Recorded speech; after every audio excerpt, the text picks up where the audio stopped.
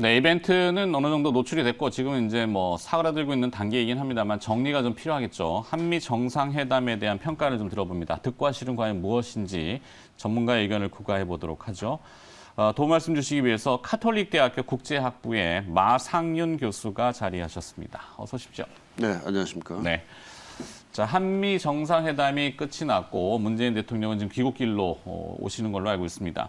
이 결과에 대한 반응이 좀 나뉘어지긴 합니다만 교수님께서는 어떻게 보시는지요? 네, 상당히 성공적인 정상회담이 었나 이렇게 생각이 되고요.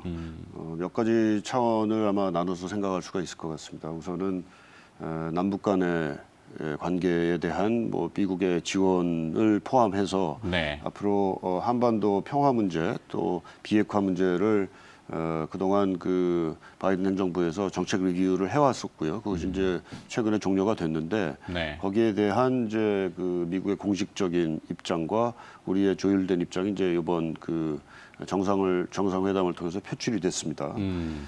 또 그 인도 태평양 지역이라고 이제 표현이 되는 우리 그 동아시아 지역에 있어서의 그 한미 간의 공동의 비전 이런 게 또한 그 나타났고요.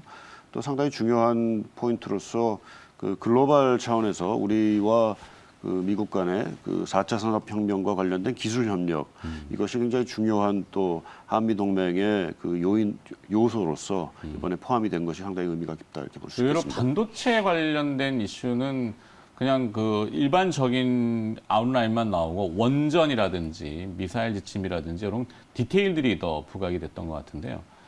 이런 평가들은 어떠신지요?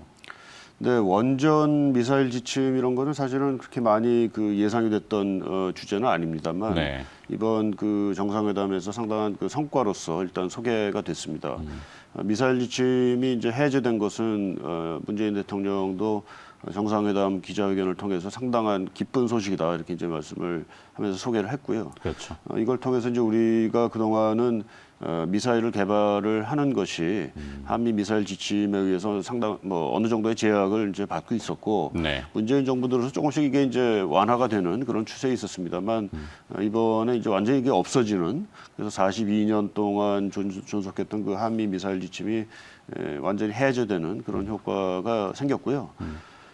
그다음에 지금 말씀하신 게 지금 그 반도체 네. 문제였는데 반도체 관련해서도 미국이 그 지금 공급망을 미국 자체 내로 사실 그 옮기고자 하는 그런 노력을 상당히 그 강조해 온 그런 네. 상황입니다. 그런 속에 이제 우리가 거기에 호응을 해서 우리 기업들도 상당히 호응을 해서 미국의 상당한 투자 계획을 발표를 하고 하면서 한미 관계 자체를 기존의 군사동맹, 안보동맹 또 경제적인 경제, 네. 그 파트너십에서 상당한 기술 파트너십으로까지 이걸 확대하는 그런 효과를 거뒀다 이렇게 말씀드릴 수 있겠습니다. 그러니까 기술 파트너십이라는 부분은 조금 더 많이 의미를 두시는군요. 그렇습니다. 네. 이게 단지 그 기술 문제에 그치는 것은 아니고요. 이제 우리가 지금 그 4차 산업혁명의 그 거대한 그 추세에 지금 우리가 속해 있고요. 네. 들어가 있고 그렇기 때문에 이게 단지 현재의 기술이 아니라 그 앞으로의 그 경제적인 판도 또 국가들 간의 그 세력 판도를 바꿀 수 있는 굉장히 중요한 요인이 되어 있습니다. 네. 이 문제에 대해서 지금 한미 양국이 그 서로 주목을 하고 거기에 대한 협력을 하기로 다졌다 하는 것은 굉장히 큰 의미를 갖는 그런 성과다 이렇게 말씀드릴 수 있습니다. 그러네요. 어쨌거나 그 아웃라인을 봤을 때의 속을 들여다보기가 쉽지는 않은데 의미가 크다라고 평가를 해주셨고 한반도의 완전한 비핵화 목표에 이제 한미 간의 동의 부분이 있습니다. 그때 이제 외교적인 부분을 많이 강조를 했고 거기에 이제 구체적인 내용들이 이제 앞서 제가 멘트를 했습니다만 토니 블링컨 미국 국무장관이 외교적인 관여가 준비되어 있고 지금 현재 공은 북한 쪽에 가 있다. 북한의 코트에 있다. 이렇게 표현을 은유적으로 해줬는데 바이든 정부의 입장은 어떻다고 평가를 하십니까? 그 대북 정책 리뷰가 이제 끝나고서 이제 대강의 윤곽이 일단 언론에도 나왔는데요. 네. 우선은 그 뭐 조율된 그리고 실용적인 접근을 하겠다 이렇게 해서 사실상 외교와 대화를 강조를 하겠다라는 점을 분명히 했습니다. 그리고 그 일괄 타결과 같은 그 어프로치를 하지 않고 단계적으로 이제 그 완전한 비핵화라는 목표를 유지하면서 그걸 향해 나아가는 과정은 단계적으로 가겠다 이렇게 얘기를 했습니다.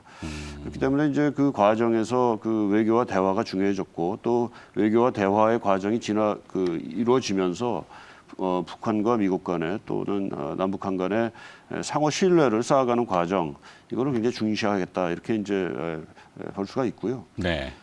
단지 좀 우리 정부 입장에서 조금 아마 아쉽게 생각을 할 수 있는 부분은 그 북한을 이제 대화 테이블로 유인할 수 있는 협상 테이블로 끌고 올 수 있는 그 아주 구체적인 당근책? 당근이 네. 이제 일단은 제시가 되지 않았습니다. 그러나 아마 제 생각에는 이번 정상회담을 통해서 우리가 할 수 있는 최대치는 아마 이번 회담에서 나왔던 것이 아닌가. 그리고 앞으로 북미 간의 실질적인 대화를 어떻게 재개하느냐 문제는 추후의 문제로 또 생각해야 될 것이다 이렇게 봅니다. 그렇죠. 아마 그 문재인 대통령의 이제 그 성과 보고서 발표 때 조금 언급이 구체화되기는 좀 어려울 거예요. 사실 이게 민감한 부분들이 있어서 북한 쪽의 반응도 봐야 될 거고. 하지만 뭔가는 선물을 들고 오지 않았을까. 특히 이제 뭐 개성공단 재개라든지 아니면 금강산 관광 재개라든지 이런 부분이 좀 있지 않을까 이렇게 기대를 좀 해보고는 있습니다. 그래서 뭐 그런 기대가 사실 좀 없지는 않은데 네. 일단 패키지에는 이번 그 정상회담 성과에는 들어있지는 않은 것 같고요. 공식적으로는. 예, 네. 그리고 미국의 입장은 물론 그 외교를 하겠다, 대화를 하겠다라는 게 강조가 돼 있지만 유엔을 통해서 이제 마련돼 있는 국제 제재를 네.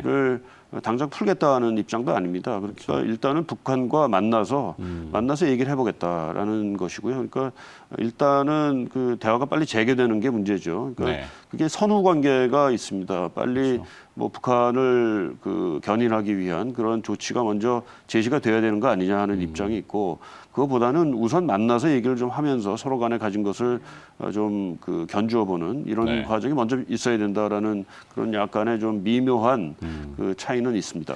그래서 이 성킴 대북 특별대표의 임명이 상징성이 좀 있어 보이는 것 같은데. 매우 중요한 그 깜짝 선물이었다고 보고요. 그렇죠. 이제 성킴 대표가 주한미국 대사를 지내기도 했고 또 대북 특사를 이미 역임을 하기도 했고요. 또 대북 북한의 인사들과도 상당한 이미 교분이라고 하긴 그렇지만 네. 협상을 통해서 상당한 관계를 형성을 해왔고요. 또 네. 한국과 북한의 문화에 대한 그런 이해도 굉장히 깊기 때문에 어떻게 보면 이 앞으로의 협상 과정이 지난한 소통의 과정일 수도 있습니다. 그 소통에 있어서의 뭐 작은 실수라도 있으면은 이게 전체의 협상 과정이 좀 힘들어질 수가 있는데 네. 그러한 요인들은 상당히 이제 제거가 될 수 있는 그런 인사가 아니었는가 이렇게 생각이 되고요. 네. 그 인사를 공동 기자회견 중에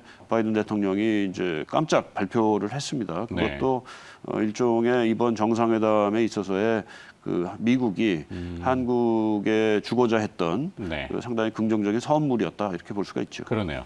자, 지금 화면에 잠시 나왔다 들어왔는데 이제 한미 미사일 지침 종료 앞서도 잠깐 언급해 주셨습니다만 지난번에 이제 고체 연료 사용에 대한 규제가 단계별로 철폐가 되고 이번에 이제 고도 제한이라고 해야 될까요? 뭐 사거리라고 하는데 사거리라고 합니다.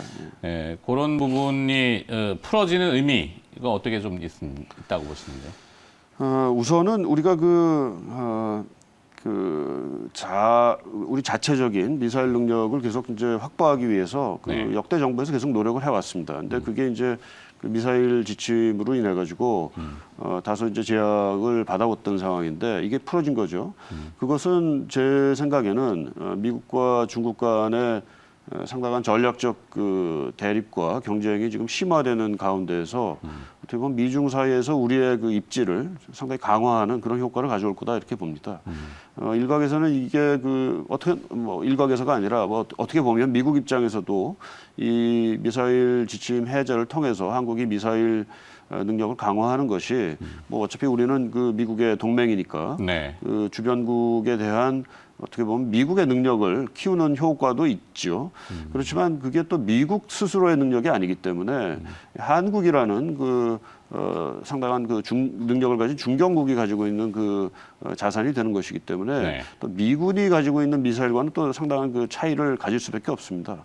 그러니까 우리 입장에서는 이번 미사일 지침 해제를 통해서 그 나름대로 그 동북아 지역에서 자체적인 그 능력을 확보함과 동시에 이 동북아 지역에서의 그 미중 대립의 파고에 말하자면 대응하는 그런 능력도 그런 입지도 우리가 확보하는 그런 효과를 거뒀다 이렇게 볼 수가 있겠습니다. 네.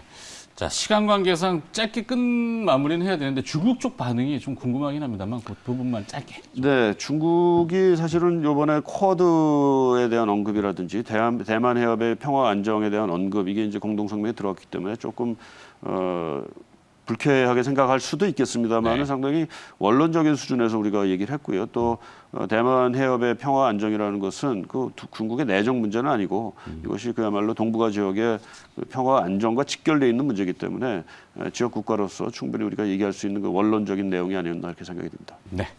자, 한미 정상회담의 득과실 좀 짧은 시간이지만 함축해갖고 한번 좀 알아봤고요. 도움 말씀 주신 분은 카톨릭대학교 국제학부의 마상윤 교수가 수고해 주셨습니다. 도움 말씀 고맙습니다. 네, 고맙습니다.